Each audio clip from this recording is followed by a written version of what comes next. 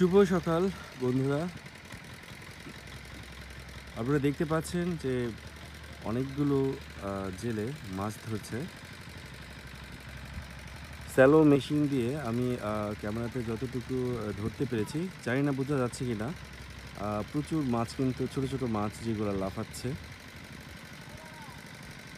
আসলে শীতের এই বর্ষার পানিগুলো যখন শীতের শেষের দিকে যখন শুকিয়ে যায়, তখন কিন্তু এইসব ধান ক্ষেতের মধ্যে কিন্তু প্রচুর পরিমাণে দেশি মাছ পাওয়া যায়। আর আমি সেটাই আপনাদেরকে দেখানোর চেষ্টা করছি। লোকেশনটা যদি দেখাই তাহলে আপনারা হয়তোবা অনেকেই জেনে থাকবেন বা চিনে থাকবেন এই জায়গাটি কোথায়। তো এই মনোরম দৃশ্যর সাথে আমি আপনাদের সাথে শেয়ার করার চেষ্টা করছি জেলেদের মাছ ধরা। যদিও আমি কাছে যেতে পারছি না।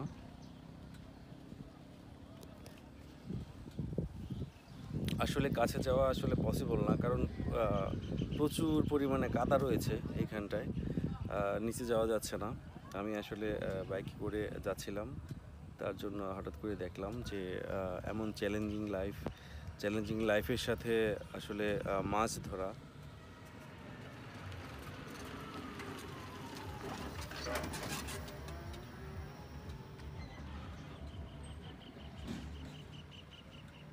দেখুন কত স্ট্রাগলিং লাইফ, কতটা স্ট্রাগল করে কৃষক আমাদের জন্য,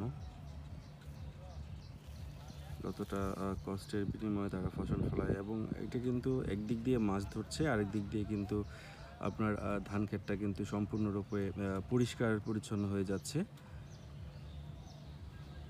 আমি যদি চারপাশটা দেখানোর চেষ্টা করি আপনাদেরকে, তাহলে বুঝতে পারবেন জায়গাটা কতটা সুন্দর।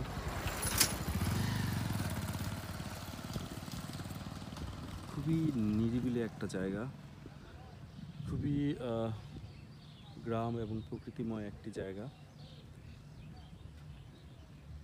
আমি যদি সম্পূর্ণ চারপাশটা আপনাদেরকে দেখানোর চেষ্টা করি, কি সুন্দর রাস্তা, তাই না? এই হচ্ছে গ্রাম, এই হচ্ছে কুয়াশা মাখা গ্রাম। আর এটা হচ্ছে এই মাটিগুলো সম্ভবত ইটের ভাটার জন্য রাখা হয়েছে। এটা আসলে মাটিগুলো আসলে মানে থাকতে থাকতে অনেকটা মানে কি বলবো, বোঝা যাচ্ছে যে আমি একটা চট্টগ্রামে আছি। চট্টগ্রামের একটা চিটাগাং একটা ফিল পাওয়া যাচ্ছে এইখানটায়, তাই না? ওই যে দূরে প্রচুর সুন্দর তাল গাছ এক পেয়ে দাঁড়িয়ে রয়েছে। তো এখানে অনেকে মাছ ধরা দেখতে পাচ্ছেন আপনারা।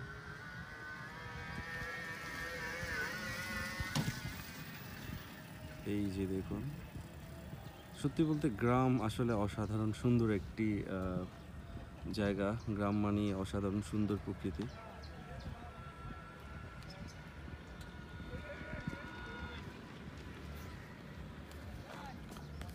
দেখি মাছ কিনতে পারি কিনা, কারণ এইরকম দেশীয় মাছ কিন্তু সচরাচর ঢাকায় পাওয়া যায় না। এই যে এই ভাই মাছ তুলতেছে, অসাধারণ দৃশ্য, তাই না? এই যে চিল মাছ নিয়ে গেল, সরি।